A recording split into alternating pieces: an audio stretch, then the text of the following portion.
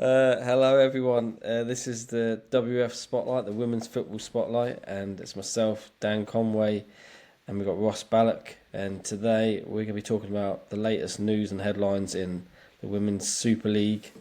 And let's start with Chloe Kelly. Ross, what do you reckon? Obviously, most of you would be aware that she was fairly outspoken on her Instagram post about wanting to leave Man City. She obviously did get a move in the end and gone to Arsenal, but let's have a look. I'll quickly read. We'll go through the statement, Ross, and let's pick it apart and see what we think. So this is obviously during the transfer window. She said, right, a message from me.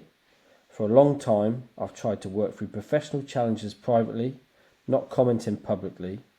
But with my situation increasingly being debated in the public domain, I feel it's time to be open and transparent, and you heard it from my perspective.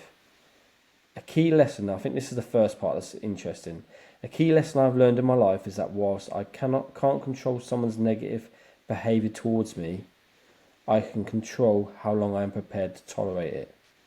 So that's the first part I think that's worth interesting. So, where is it? I can't control someone's negative behaviour towards me. I can control how long I'm prepared to tolerate it. So, Ross, negative behaviour. Who do you think she's talking about here? Well, it's obviously something we'll probably won't know until she releases an autobiography or whatever. But jumping out, like late in the statement, she talks about people planting stories about her, and Yeah, like reading between the lines, it seems like that could be potentially other players. Now that's it's a real gamble to put a statement like that out there. In football, people talk and people can misconstrue things and people will not forget. Um, yeah, I mean, when we spoke off air, we talked, you said it was, you referred to it as like her trying to get the transfer through, and you'd say it's worked. She's got out of Man City where she's only made 6 appearances this season. yeah, Um, But in terms of negative behaviour, it's real tricky. Like just because you're not there day to day. You don't see what's going on the training field. As an outsider looking in, you not being picked to play isn't necessarily negative behaviour. Football's a meritocracy, and yeah. Fair it's point. very subjective. But we both know how important it is in terms of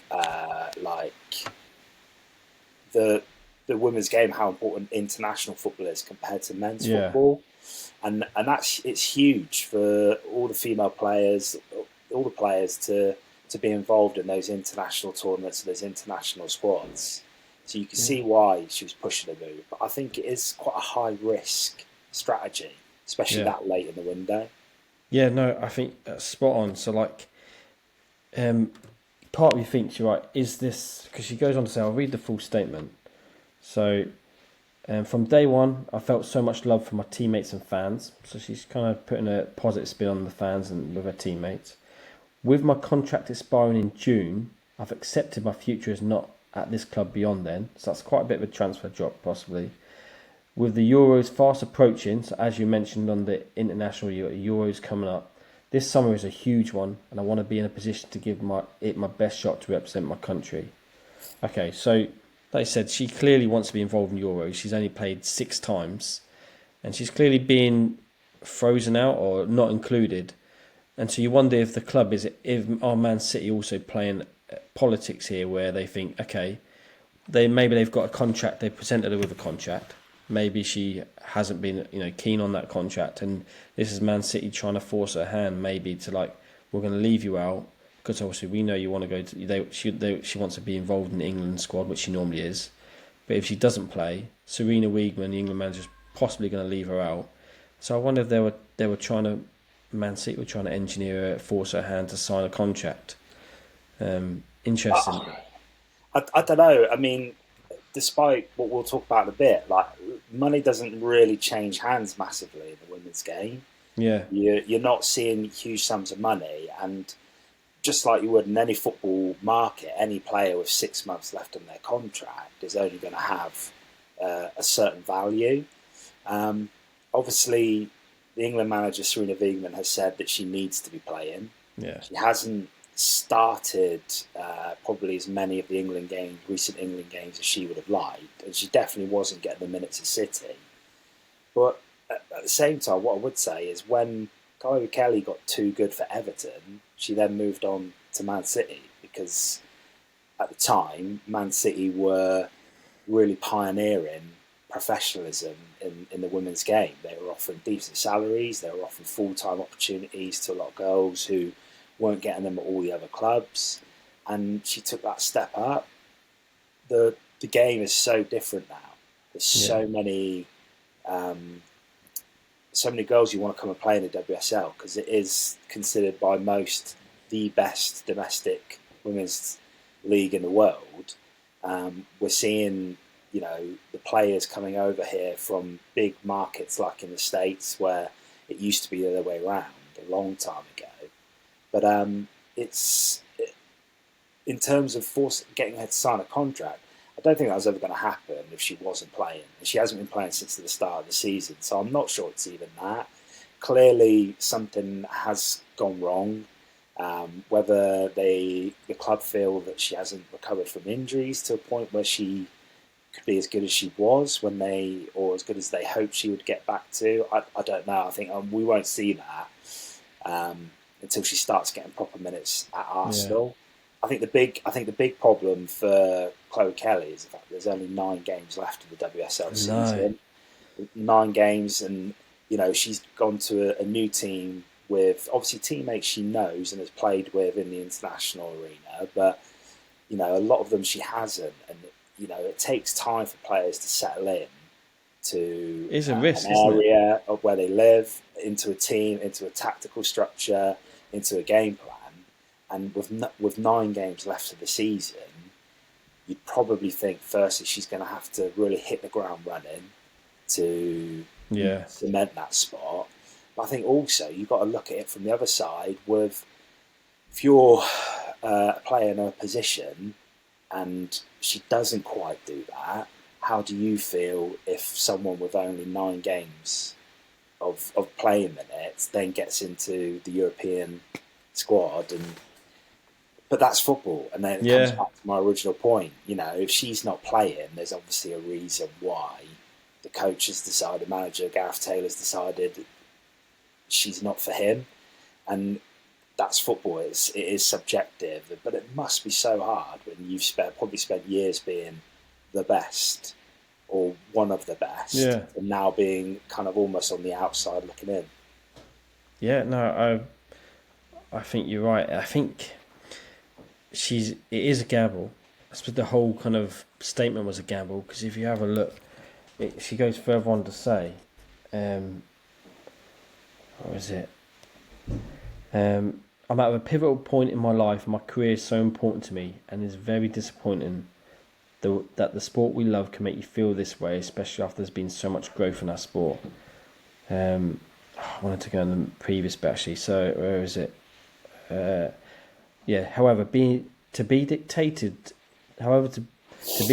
whom I can and can't join with only 4 months left of the football season is having a huge impact on not only my career but my mental well-being. Now this is interesting because the club, obviously Gareth Taylor doesn't fancy her at the moment, and we don't know why, and then who knows what's gone on behind the scenes. But a club, they do have a right, your employer does have a right, that's fairly standard across whatever industry, that who you can or can't go to. Do Man City want to let her go to Arsenal as a competitor? I can understand their reluctance. Why another club in a similar kind of league standing to them, why they be reluctant? Do you mean that's kind of could give them an edge over them? So, that's fair. Even in other industries, there's sometimes stipulation in people's contracts where you can't go to a competitor for so much period of time. So that it was quite a bold thing to say and quite, a bit of a gamble. But obviously, Man City. Why do you think? Any idea why you think Man City did decide to let her go? You'd have to think. I think first and foremost, the club will always look at on field. They obviously feel like they've got enough on field to get through the rest of the season. I mean, And maybe I'd be the surprised if the statement had much to do with it. But it sounds really harsh, but I think it's probably where she loses any kind of goodwill from me, because you have chosen to sign a contract. It would be different if they were saying you couldn't go and they stopped paying you and they weren't fulfilling their terms of the contract. But the club were. She had access to training, she had access to physios, she had all the basics that the PFA assist clubs give, even if they are trying to move players on. And you can understand why City don't want her to go to a rival. There are only 3 Women's Champions League spaces. Man City sit outside of it. They're 2 points behind Arsenal. And, even further back, they're 10 points back from Chelsea, 5 points back from United. And the only clubs we were hearing that were coming in for were Arsenal and United. You could see why City didn't want her to go. But those are the 2 clubs stopping them from getting into the Champions League next season. But like I said, that's kind of where you won't get a lot of sympathy from fans, because you've signed the contract. You can understand why they don't want you to go to a rival. They're still paying your wages. They're still providing what you need, and it is tricky. But I think in the end, you wonder if the statement just got to a point where other players or staff members just decided it wasn't good to have around the club, around the training day to day. But obviously, we'll never know that until someone comes out and talks. And I think what will be more interesting will be when her contract runs out at the end of the season. If it doesn't quite fire at Arsenal, will they want to keep her? Will somebody else come in? Will she end up going abroad? She's a great player. I've seen her play live lots and lots of times, and really, when she's on really good player. And there are a lot of teams out there who would want a fully fit and firing Chloe Kelly in their starting 11, and in their squads. But like I said, people don't forget. So I think the last 9 games of the season, the summer tournament, if she gets in the squad, it's going to be a real pivotal time for her. Yeah, I think you're right. Like Chloe Kelly, she's got goals in her, she's got assists in her, she's a good crosser, and obviously she scored that the goal for England to win the Euros, and she'll be an icon purely for that. But yeah, a full fit, on form Chloe Kelly is a great player that pretty much any team, I imagine, women's football would be wanting. Okay. Selfishly, as an England fan, that's what we want to get back to. Yeah. You want her back playing like she was 4 years ago when they won the Euros here in England, and you want her helping England go as far as they can. I think that you'd expect England to at least get to the semi-finals this summer, and you want your best players out there doing that. And so, as an England fan, that's what we all want. Yeah, I think. She's a player that can make a difference. She's a sort of sub, and like she did for the Euros, perfect example. But even before then and after then, she's been a player that can make an impact. So you're right, she would be a valuable asset to the England squad. So I guess let's see if she makes it, if she plays. Let's see if that gamble at risk to Arsenal pays off. Let's see where we are in a couple of months. I think it probably will. Yeah, I think she's good enough that she probably will. Keira Walsh. I was going to move on to Keira Walsh next. So she's moved from Barcelona to Chelsea. So she initially moved from Man City to Barcelona for a record fee at that time, £400,000 or euros. But she's won back-to-back Champions Leagues when she was there. But now she's coming back. What do you think? Why do you think she's come back after being arguably the best women's football club in the world, in Europe at least? Well, I think she said at the time she wanted to come back near family. We've seen in the men's game, British players in particular, we're seeing more of it, but particularly you and I growing up in the 90s and noughties, like British players didn't really go abroad too often and didn't expand horizons. And there's multiple reasons for that. It's not just, little Englanders or little UK people not wanting to get outside the comfort zones. But Yeah, she was quite clear in that she wasn't going to sign a new contract with Barcelona. She wanted to come back to be near friends and family, and you get that. It must be tough. Obviously, she had Lucy Bronze in the Barcelona squad with her, but Yeah, she left last summer. I think that's a big factor, isn't it? That There's hasn't been spoken about as much. Yeah, very close personal relationship between the two of them. Obviously, played together for England, and I mean, Keira Walsh to me is one of the top five women's players in the world.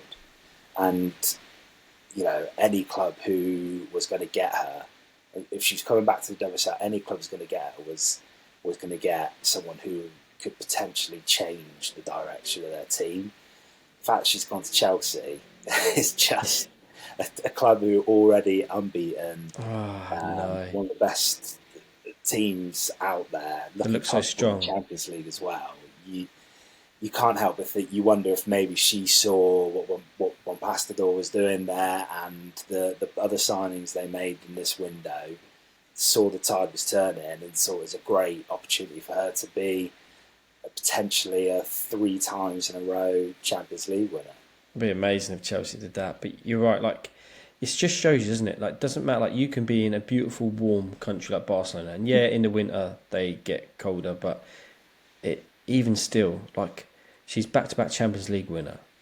But you can look at both ways. Can make her think, look, I've achieved what I wanted to in football. I can now kind of, she wants to be close to the family, and that has been a recurrent theme. Like I said, that she has been open about. It just shows you how much people, we forget the personal life of people, that how much that can have an impact. You can be winning medals and trophies and on good money, but yet that homesickness, or that kind of your companionship, your friends, your family, your kin that you're close to, just how much that means to people in their life, that it's enough that you want to go back to UK. And now, admittedly, you're right, like it would be an exciting project, Chelsea, because they look solid. Let's move on to on that, actually, the Chelsea record signing in women's football. So $1 million.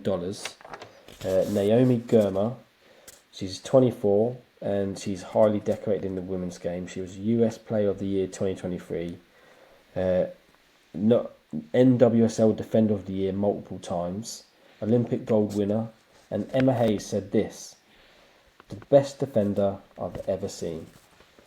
So what do you think this means for the WSL? That the record signing $1 million player moved to WSL and to Chelsea. Firstly, Emma Hayes hasn't seen you play, Dan. So Yeah, true. Yeah, best exactly. defender she's Yeah, ever seen. exactly. Um, I think it shows the women's game's in a real great position at the moment. The NWSL, they've got 2 new franchises starting next season. Denver, the most recent one to be approved. The franchise buy-in fee for the NWSL was $110 million, which is what obviously the people of Denver, Wow. the people who are backing it, feel that is worth plus. But obviously, we all know that not just women's teams, but football teams, a lot of football teams here in the UK, they're not necessarily profit-making enterprises. And we hear a lot about profit sustainability rules in the men's game, but vital to that is the fact that men's teams can actually offset any spending on the women's game from their PSR. For clubs who want to invest or spend in the women's game, it's a great opportunity to do so right now when it won't have a financial impact necessarily on the men's side of things as well. Yeah. Arguably could be used as a workaround in the men's game as well, but I think probably the less said about that, the better. But it just shows that a lot of clubs are in a real healthy state. We're seeing more games being played in main club stadiums. I was lucky enough last season to go to the Arsenal-Manchester United match at the Emirates, and that was 70, It was 80% mad, full, wasn't it? which was great to see. It's a very different vibe to a men's game. There's obviously a lot different dynamic there.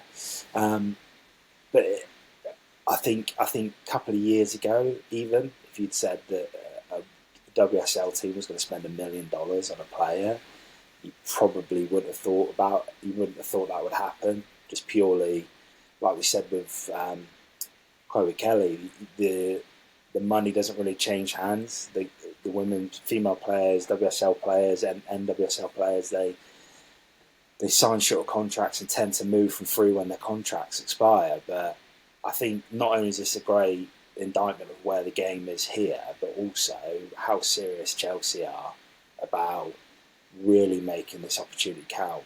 The great thing for them is they're getting a 24-year-old centre back, not even in her prime yet, arguably already the best centre back in the game. And it wasn't exactly a leaky Chelsea defence that she's coming into. So the great thing about that as well, again, with our England hats on, or your England shirt on, as it is, just to have Millie Bright playing next to the best centre back in the world, to have Keira Walsh playing in front of the best centre back of the world, to have our English international players playing with these calibre of players, can only be good for the national team. And I think that's really important. I think as more people come into the game, it's going to be through the international teams and the international tournaments.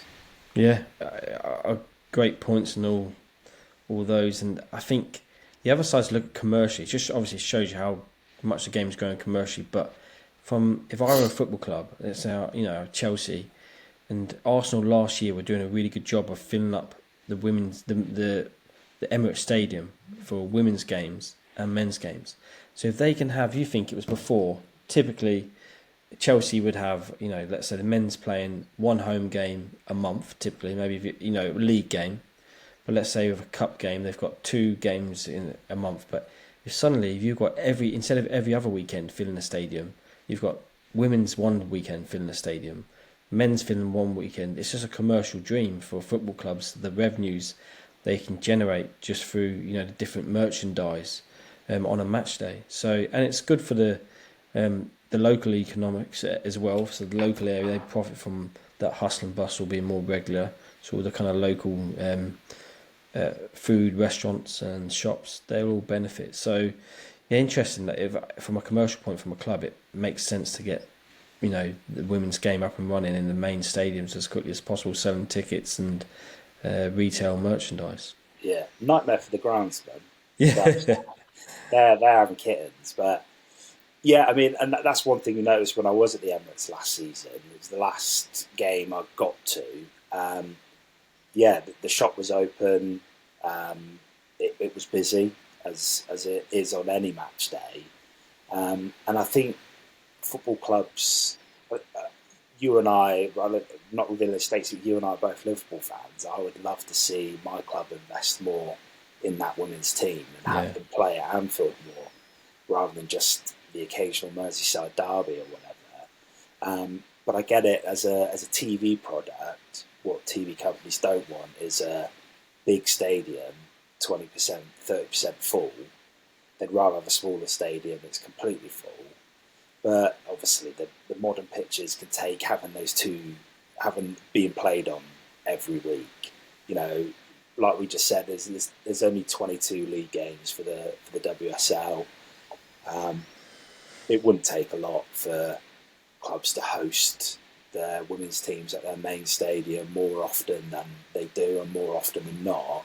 But I think more than anything, it's about making that commercially viable and also like a presentation thing for TV.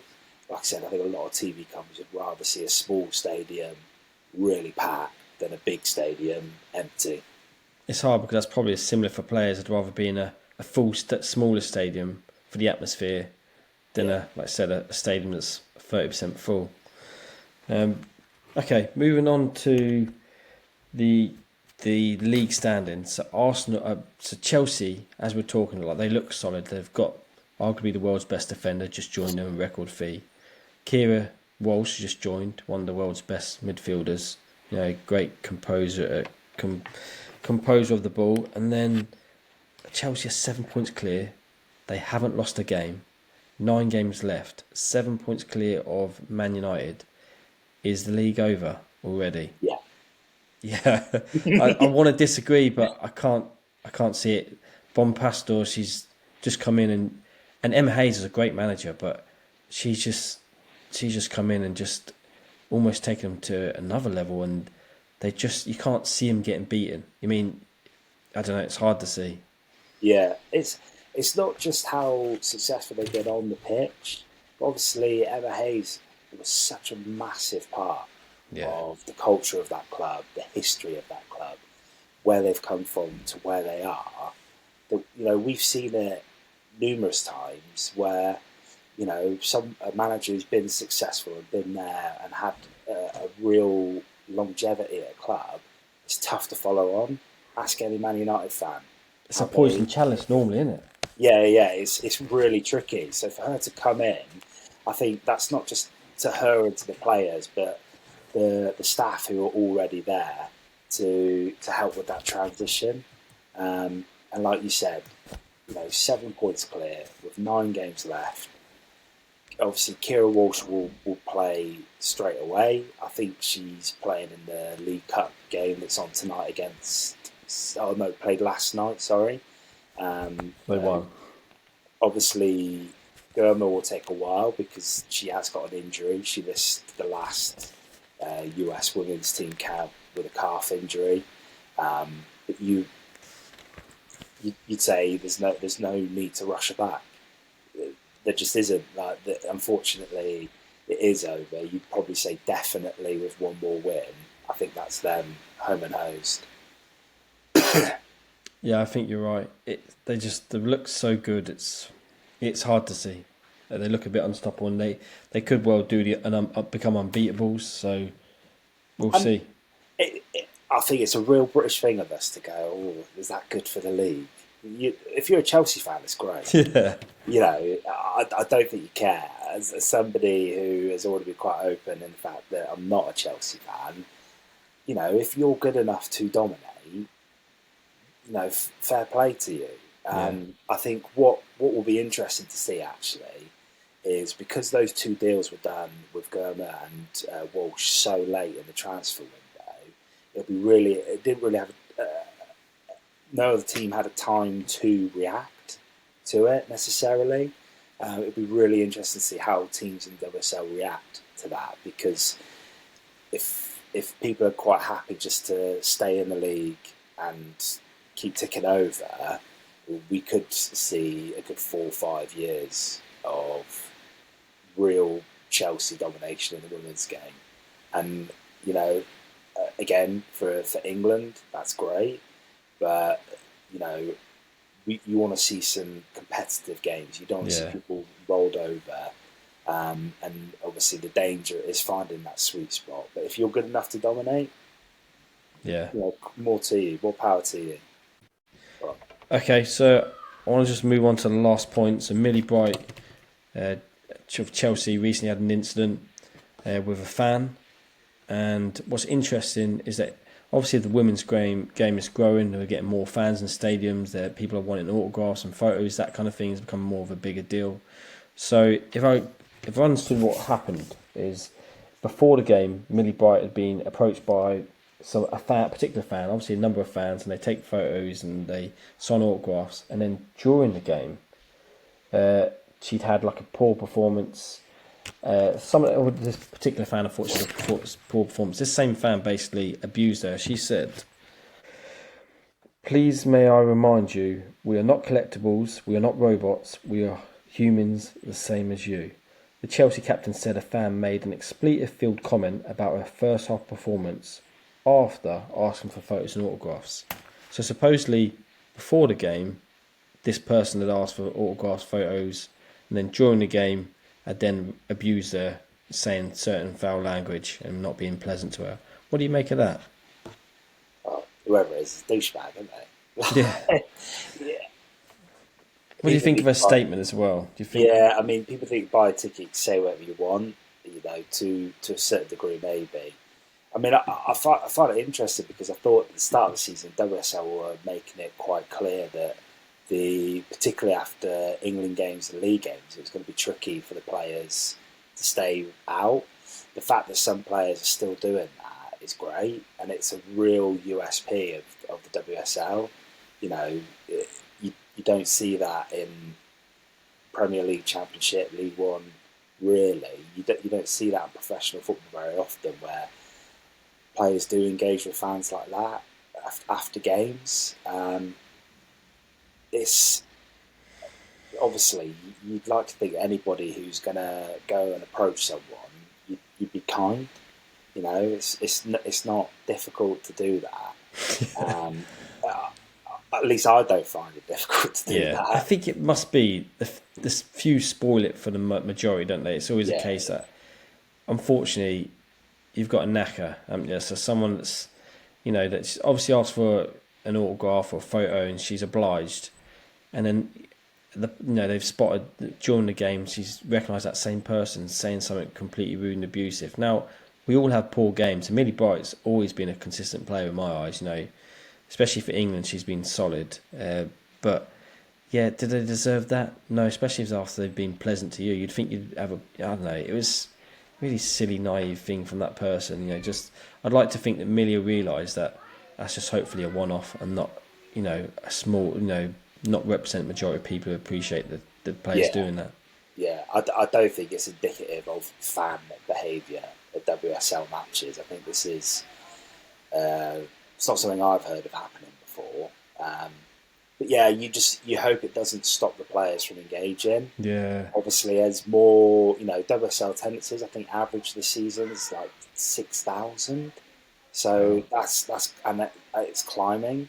And obviously, we've just spoken about playing more in main stadiums for clubs rather than lower league stadiums. That's not always going to be possible, but if they do move to these bigger stadiums, that connection could get harder and harder. And it's about are you willing to trade that off to have 10,000 fans average or 15,000 fans? And I think we all would trade that off.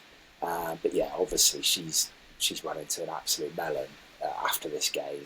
Yeah. I'm sure I'd like to think that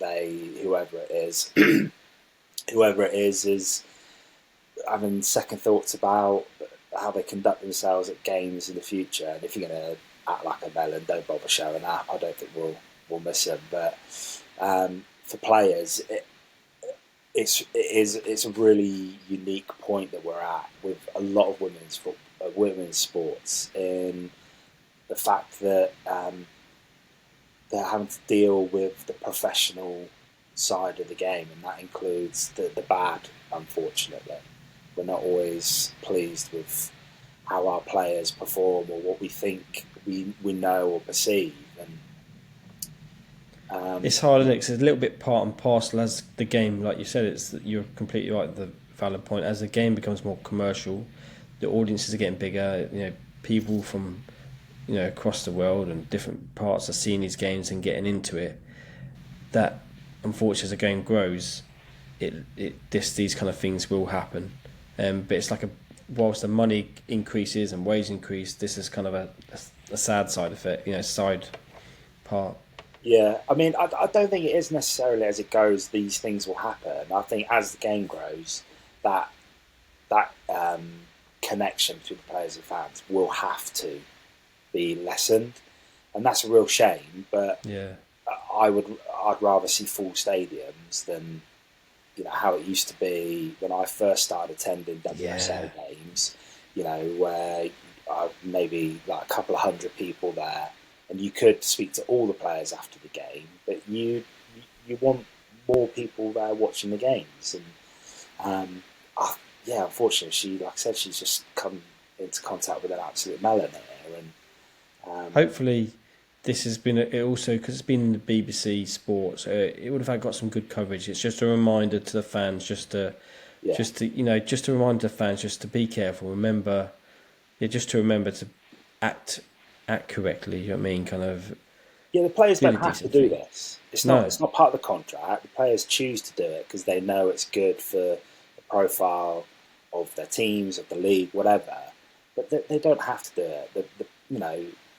I couldn't play a game of football now, but when we did play, even at our little, dog and duck level, 90 minutes after a game, you're not necessarily in the mood for a chat, especially if your personal performance hasn't been great, or the team performance hasn't been great. No one needs to tell these professional footballers whether they've had a good game or not. They already know if they have or not. And that's the worst bit about it, isn't it? It's probably some knacker that probably can't play football at all. I mean, it's told her how rubbish she's been that day. You think, really? It's like all those football fans who used to refer to Frank Lampard as Fat Frank. And you'd be like, should we do? You want to get like little clamps out, don't you? Should we do a fat folds test between you and Frank? Yeah. Because I know he's going to win. But yeah, it's unfortunate. And you hope one thing, Rick being out in the public, you hope it just doesn't happen again. And, no one deserves that. No one wants that. 99% of fans don't want other fans to do that. It just ruins it for everybody. So let's hope it's a one-off. Yeah. I think that concludes us. It's been great. Thank you very much, Ross, and I hope everyone at back home is enjoying it. And please subscribe to us on WF Spotlight on Spotify and Apple and any YouTube and any podcasting platform. And we'll see you next time. Cheers, mate.